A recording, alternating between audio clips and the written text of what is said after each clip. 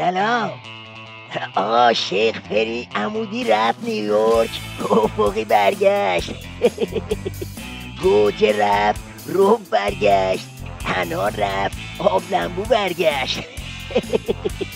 این دفعه دیگه نه خبری از تکتنگ بود، نه خبری از مصاحبه های آنچنانی. هرچی بود اردنگی بود و پس کردنی. یه ملاقات با نخست وزیر انگلیس کرد که اونم ته خط تبدیل به سوغاتی فضاحت شد. مبارک باشه.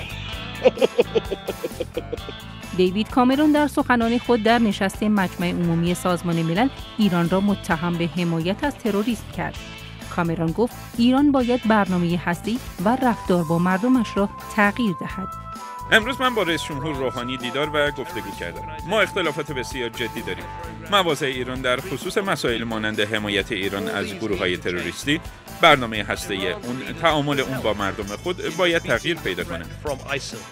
او همچنین پس از طرح این اتهامات همکاری با ایران را اینگونه مشروط کرد: مبارزه با داعش باید همگانی باشد و ایران هم میتواند در این مبارزه شرکت کند.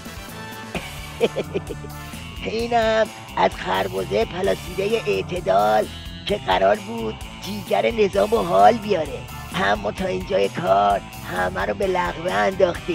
اگه یادتون باشه دلواپسا تو مراسم استقبال از شیخ پری تو فرودگاه کلی لنگ کفش نثارش کردن، اما این بار اینطور که پیداست قبل از رسیدن طرف به فرودگاه لنگ کفشای مطبوعاتی شروع شده.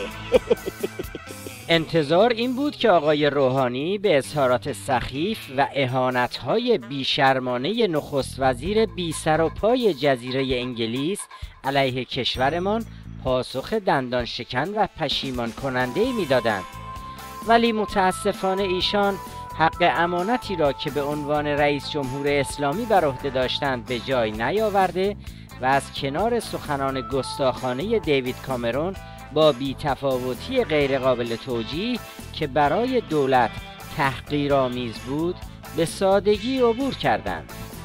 بفرمایید. اینم از عزت خطی نظام. شریعت نداری که اینو بگه، تکلیف بقیه روشنه. برق پاره پاسدارا هم اینجوری رفت برای رئیس جمهور اعتدال نشان. ذوق زدگان در قدرت تحلیل درست منطقی، عقلانی و حتی در چارچوب قوانین روابط بین الملل هم ضعف بسیار شدیدی دارند که این ضعف درباره ایران و آمریکا هم از آنها دیده شده است. اکنون که کامرون آن سخنان را علیه ایران مطرح کرده، دولت و دستگاه دیپلماسی چه پاسخ و واکنشی نسبت به آن خواهند داشت؟ اگر این دیدار انجام نمی‌شد، از نظر روابط بین الملل سلمه‌ای بر روابط وارد می‌کرد؟ حالا همه اینا رو بذارید کنار سخنرانی لوس و مزخرف شیخ پری تا مثل موشکاف به این سوال برسید که راستی چی شد که این سفر واسه حسن کلیساز به چنین فضاحتی تبدیل شد. اون وقته که میرسیم به اصل قضیه. آقا جون، شیخ پری گیر کرده، به ته خط رسیده.